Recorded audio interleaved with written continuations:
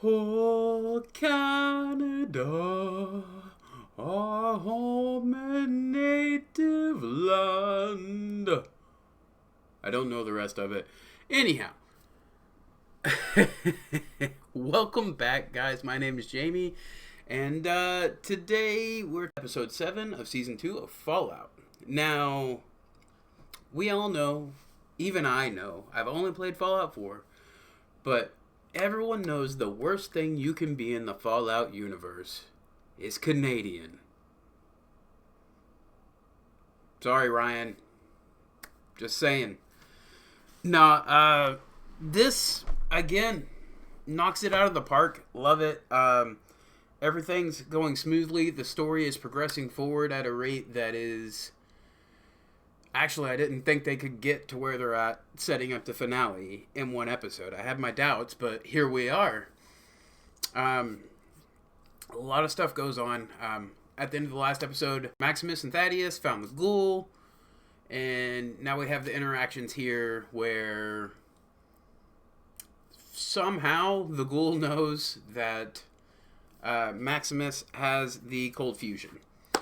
And we get flashbacks back and forth that at some point, Walton Goggins in the past had a decision to make, and he tried to give the cold fusion to someone he thought would do good. Well, just like Maximus is trying to give it to Lucy because he believes Lucy is a good person. And there's a really fun dynamic back and forth through these flashbacks where it didn't quite work out for him. And in the flashback, he ended up giving it to the President of the United States, who is played by none other than Clancy Brown. I was like, that's... So, I'm a fan of Clancy Brown, and, but anyhow, not generally known for playing, good guys a lot of the times, so the bombs did drop, so clearly this did not work out in favor. So, in order to get to Lucy, the ghoul takes them to an old NCR base and trades power armor and weapons for the cold fusion. And he's going to take it to Robert House and try to win, essentially, is what he says. They make the exchange, the handoff, as the episode is called. And then we roll out, and we're going to go kill the Deathclaws. We're going to go fight the Deathclaws with the power armor. Thaddeus was going to be a sniper, and then his arm just straight up falls the fuck off. So, I don't know. I don't know what the fuck that's about. Do super mutants' arms fall off? That's been the popular theory, is he's a super mutant. He's also got a mouth on his collarbone, which is fucking weird. So, I don't know enough about the lore to know the transformation of a super mutant, really. But, anyhow, moving forward to the big scene that had me rolling, alright?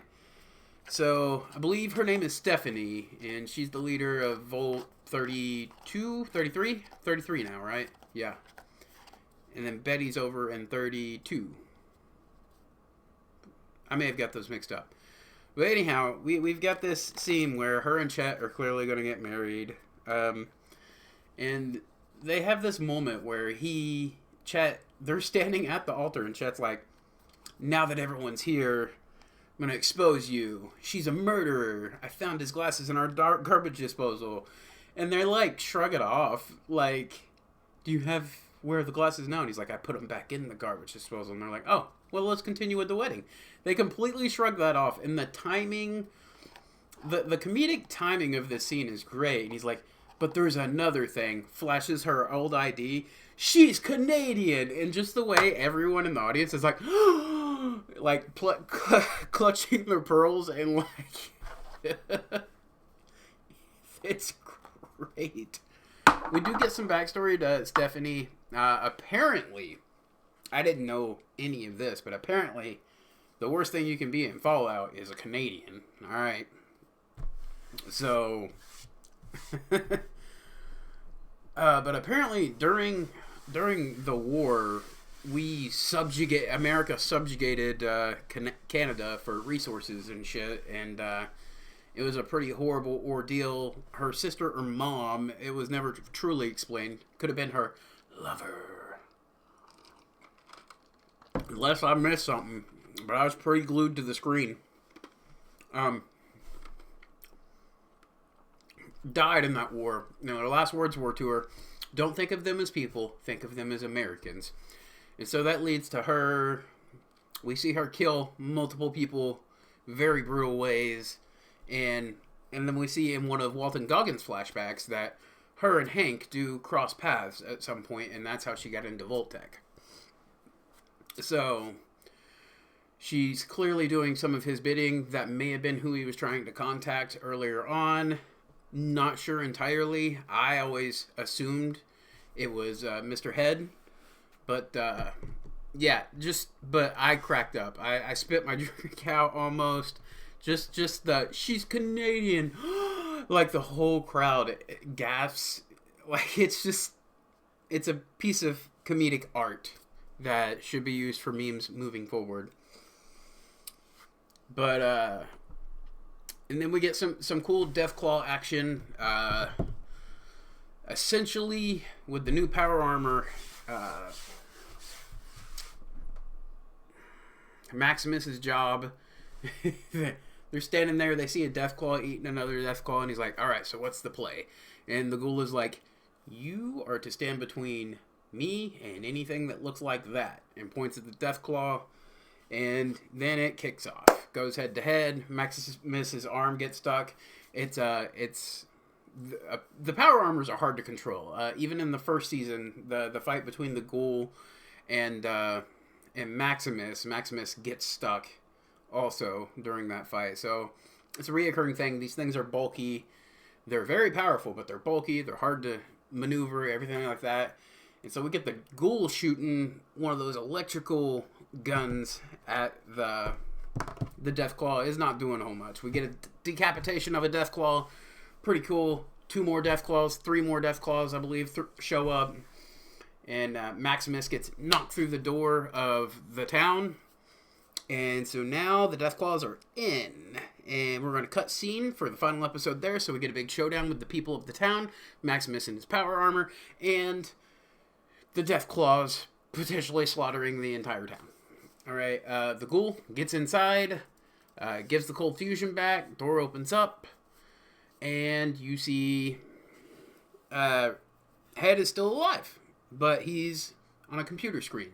So this may be the origins of synths and where they came from. Maybe Head was the first synth. I'm not sure. And then, let's see here. We got Lucy. Lucy's kind of going along with her father's plan now because she's starting to see that if everyone in the world acted like this, it would be a better place. But then, after she's gotten in her yellow dress and they're having dinner, she asks the man from the NCR that helped her earlier in the season, like, do you not remember me? And he's like, yeah, I saw you earlier.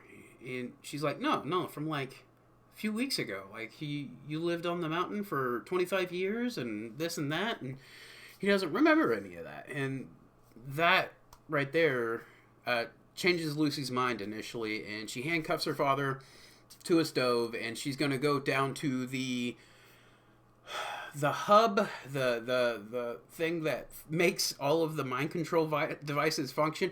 And this is what fucks my brain up. I don't know what the hell is going on now. I'm very confused, and I'm interested to see what wacky shit they're going to use to explain it. But she gets down there. She's going to go destroy it. She opens it up, and it's a severed head of what looks like the congresswoman from Walton Goggins flashbacks, with tubes and stuff coming out of it and wires. And I'm just like, huh? What? What? So I think this is hinting that maybe she was the first successful test subject, and that's how Walton Goggins' character got screwed in the first place, because she was never speaking for herself. She was always under the control of, what is that clan from the first? should have wrote something down. The Enclave. She was always under the control of the Enclave, and I think maybe that's what is happening here. So, good stuff there. We get back around to Bud's Buds. Not much happens. Her brother wakes up and then immediately gets knocked out again. So, not a whole lot going on there. And then we just completely leave that storyline behind for a second. I do think Henry is going to be dethroned in some way, shape, or form. Potentially killed this season. And I think maybe her brother will take his place as the antagonist for Lucy in the future. Because a lot of what's going on with him right now is he's getting fucked over by everyone. He's seeing everyone's in it for themselves and so on and so forth. And he has no idea his dad is this evil, crazy person that nukes entire towns and is mind controlling people. And so, yeah, that might be interesting to see his evolution of the character in the future when it comes to that. He does send out SOS. I forgot about that. He does send out a message to his dad asking him where he is, how to contact him, all this other stuff. He doesn't know what to do. He pretty much sends a help. He needs help. And so we leave on that cliffhanger. That the rest of the management crew finds him, and we leave off on a cliffhanger there. Is there anyone I'm forgetting? Betty receives the box for Stephanie, and that is before she gets outed as a Canadian. And we don't really know if they're going to get their water turned back on, but it's bad over there, okay? You're not allowed to take showers, and you're not allowed to flush toilets anymore over there. So it's getting pretty rough over there, the water shortage. So she trades the box for 50% of the water supply for the other side. And here we are. Here we are. We have all these storylines lined up to come to a head and finish off Season 2 of Fallout. From what I understand, it's already been greenlit for Season 3, and I am all there. I'll be there as soon as it starts, and I'll be putting out videos like this. No one watches them, but hey, here we are. So I'm giddy to see the next episode. All right, where they left off. They set up everything just perfectly to have a great, action-packed, fulfilling final episode. So let's see if they can stick the landing for Season 2. Because I'm really looking forward to it. And I hope that Canadian bitch get what she deserves. And as for my thoughts, this is another 9 out of 10 for me. I was engaged the entire time. When it was supposed to be funny, I was laughing. When it was supposed to be serious, I was very engaged on the edge of my seat. The action worked, and Maximus was able to kill one Deathclaw, but yeah, it didn't look good for him where we left off, though. So we'll see how that works out. Hopefully, I'm hoping the whole town comes together, and it takes a whole town to take out the Deathclaws. I think that would be a satisfying conclusion for the Deathclaws. Some of the townspeople may die, but it is a sacrifice I am willing to make. So, yeah, that's where I am. Episode 7, another 9 out of 10. This is becoming a fantastic series. And, like I said in an earlier video, Amazon is really nailing it with some of their stuff. And looking forward to what they have left. I know I've got more of The Boys and Invincible coming up.